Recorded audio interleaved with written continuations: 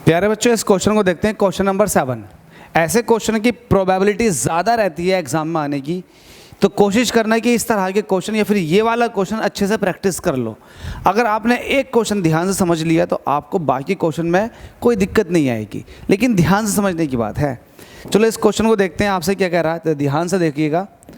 आपसे कह रहा है 3 charges each equal to small q are placed at the 3 corners of a square of side a. मतलब 3 charge जो हैं वो कॉर्नर पर रखे गए हैं स्क्वायर के। अगर मेरे पास स्क्वायर ये है तो लेट अस सपोज कि ये ए पॉइंट है, ये बी पॉइंट है और ये सी पॉइंट है और ये डी पॉइंट है। तो यहाँ पर मैंने रख दिया small Q and small Q, 3 corner पर रख दिया। अकॉर्डिंग टू क्वेश्चन ने यही कह रखा कि आपने 3 कॉर्नर्स पर रख दिया। हमसे कह रहा find the electric field at the 4th corner. तो चौथा वाला कॉर्नर है, इस पर इलेक्ट्रिक फील्ड बताओ।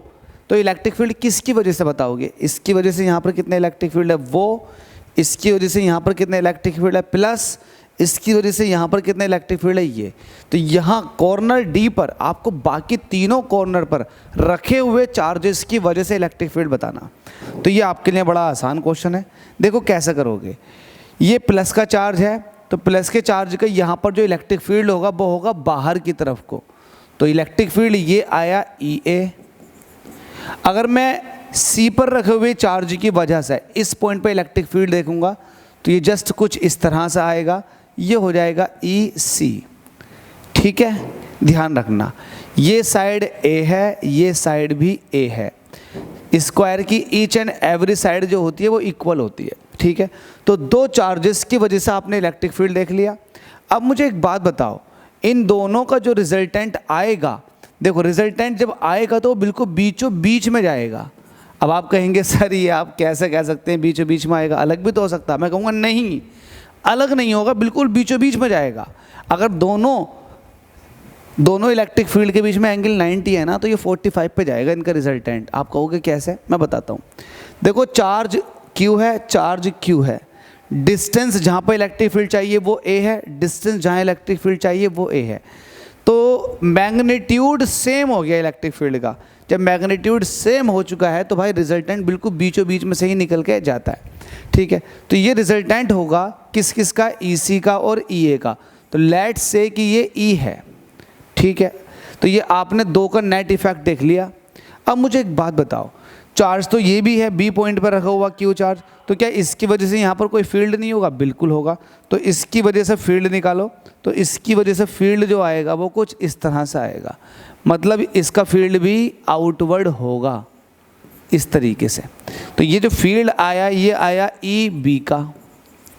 अब मुझे एक बात बताओ, डी पॉइंट पर ए बी सी पर रखे हुए चार्ज का जो इफेक्ट है वो है ये ब्लू वाला और ग्रीन वाला, मतलब ई बी और ई। तो इसका मतलब अगर इन दोनों को ऐड कर दिया जाए, ई बी और ई को ऐड कर दिया जाए, तो ये नेट फील्ड मिल जाएगा मुझे at point D due to all these 3 charges. तो बात क्लियर है, समझ में आ गई है? तो आप यहाँ पर लिखोगे सॉल्यूशन।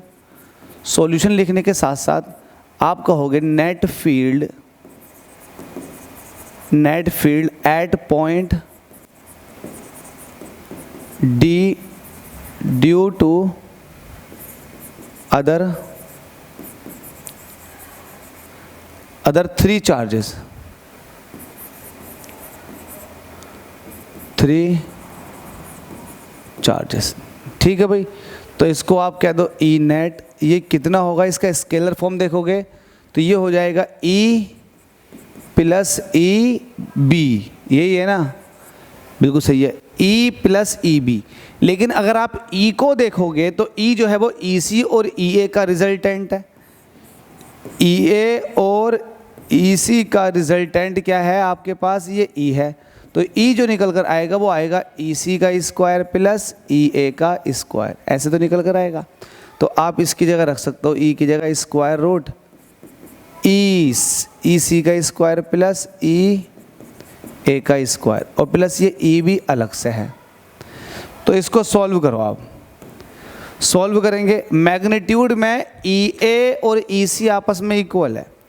आप ये वाली बात यहाँ कह सकते हैं कि EC और EA ये मैग्नीट्यूड में इक्वल है। मैग्नीट्यूड किसी वेक्टर का निकाला जाता, जब इक्वल है तो उस इक्वल को आप ये कह सकते हो, चलो वैल्यू रख दो यार, कभी आप कहोगे सर ये क्या कर रहे हो, ठीक है वैल्यू रख दो, ई सी की वैल्यू रखो। ई सी की जब भी इलेक्ट्रिक फील्ड निकालते हो आप, इलेक्ट्रिक फील्ड का सिंपल सा फॉर्मूला के क्यू अपॉन डिस्टेंस का स्क्वायर, ठीक है। किसी पॉइंट चार्ज की वजह से इलेक्ट्रिक फील्ड वो ये होता, तो ई सी का मतलब ये के, और सी पर रखा हुआ चार्ज क्या है स्मॉल क्यू, के क्यू अपॉन डिस्टेंस कितनी जल्दी से था ए स्क्वायर, ये हो जाएगा, ठीक है। स्क्वायर रूट में थोड़ा बड़ा बना दूँ, प्लस ऐसे ही ई ए की वैल्यू रखोगे तो ये भी के क्यू अपॉन ए स्क्वायर, इसका होल स्क्वायर क्यू है ये है, ठीक है। और ई ए और ई सी की वैल्यू आपने रख दी, ठीक है भाई। ये पूरा यहाँ तक हो गया, ये मैंने इसके अंदर रख दिया, प्लस के साथ जो है ना ये ई बी बाहर है, तो ई बी, अब जब ई बी निकालोगे तो इस पॉइंट से यहाँ तक की डिस्टेंस पता होनी चाहिए। अब आपको पता है स्क्वायर का जो डायगोनल होता है वो होता है √2a, क्या होता है √2a, तो ये हो जाएगा के क्यू अपॉन डिस्टेंस का स्क्वायर, डिस्टेंस कितना √2a, इसका स्क्वायर। बस इसको सॉल्व कर लिख लो। अब देखो ये दोनों क्वांटिटीज सेम है और 2 बार आई हैं, तो आप इसको स्क्वायर रूट में ये कह सकते हो 2 बार आया है के क्यू अपॉन ए स्क्वायर का होल स्क्वायर, प्लस और ये के क्यू, अब देखो ये √2 है और ये ए है, इसका स्क्वायर करो तो ये हो जाएगा 2a स्क्वायर, ठीक है। ये √2 के क्यू अपॉन ए स्क्वायर, स्क्वायर से रूट कट जाएगा, रूट के अंदर सिर्फ 2 रह जाएगा, तो के क्यू अपॉन ए स्क्वायर।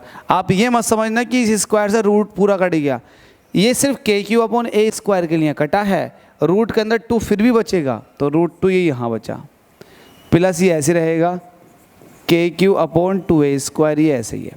जो कॉमन है वो कॉमन ले लो, तो आप कॉमन ले लोगे यहाँ से के क्यू ए स्क्वायर, तो के क्यू अपॉन ए स्क्वायर ये कॉमन ले लिया, यहाँ से बचेगा √2 प्लस यहाँ से बचेगा 1/2। बस इसका थोड़ा सा सिंप्लीफिकेशन कर दो, जब आप सिंप्लीफिकेशन करेंगे तो वैल्यू कितनी आ जाएगी के क्यू अपॉन ए स्क्वायर, इसके 2 से मल्टीप्लाई कर दो तो ये हो जाएगा 2√2 प्लस 1। अब ये 2 जो है सबके अपॉन में पहुंच जाएगा, सही है। और इसको थोड़ा एक्सटेंड कर लो, के की वैल्यू रख दो 1/4 पाई एप्सिलॉन नॉट, के की वैल्यू रख दी आपने 1/4 pi epsilon not Q upon A square, और ये हो जाएगा 2√2 प्लस 1/2। इसका थोड़ा सा और एक्सटेंडेड फॉर्म देखोगे तो 2 से मल्टीप्लाई कर दो, तो जैसे 2 से मल्टीप्लाई करोगे 4 × 2 = 8, तो 1/8 पाई एप्सिलॉन नॉट, और ये हो जाएगा क्यू अपॉन ए स्क्वायर। और थोड़ा ये भी देख लो कि 2√2 प्लस 1 जो है पहले ही लिख लो इसको, तो 2√2 प्लस 1 आपने पहले ही लिख लिया, नीचे 8 पाई एप्सिलॉन नॉट भी आ गया, बचा क्या क्यू अपॉन ए स्क्वायर, तो ये हो जाएगा क्यू अपॉन ए स्क्वायर। बस यही आंसर है इसका, ठीक है भाई। तो आप इसको यहाँ लिख सकते हैं, क्या लिख सकते हैं, जो ई नेट की वैल्यू निकल कर आई है वो कितनी आ गई, ये आ चुका है 2√2 प्लस 1 और नीचे क्या है आपके पास 8 pi epsilon not Q upon A square. तो यही तो आपसे पूछा गया था और ये आपने बता दिया। ध्यान से देखो, यही आपसे पूछा गया था और यही है 2√2 plus 1 Q upon A square 8 pi epsilon not नीचे 8 पाई एप्सिलॉन नॉट नीचे। तो क्वेश्चन कुछ टफ नहीं है, लेकिन बस एक तरीका होता है, एक अंदाज होता है क्वेश्चन को कराने का। उम्मीद करता हूँ मेरा ये अंदाज आपको पसंद आया होगा। क्वेश्चन नंबर 7 भी आपने फिनिश कर दिया, तो thank you so much. Video अगर पसंद आई हो तो लाइक ज़रूर कर दिया करना, क्योंकि बहुत मेहनत लगती है क्वेश्चन को सॉल्व करवाने में, और आप लोगों का सिर्फ एक लाइक, एक शेयर और एक कमेंट चाहिए, एक अच्छा सा। अगर आप चाह रहे हैं फाइनेंशियली मदद करना तो भाई डिस्क्रिप्शन में फ़ोनपे का नंबर भी है, आप वहाँ जा करके दे सकते हैं। ये सोच करके आप बड़ी मेहनत कर रहा है बंदा, तो लाओ कुछ इसे मोटिवेशन दी जाए। थैंक यू सो मच आप सभी के प्यार और सपोर्ट के लिए। अगले क्वेश्चन में मुलाकात करते हैं।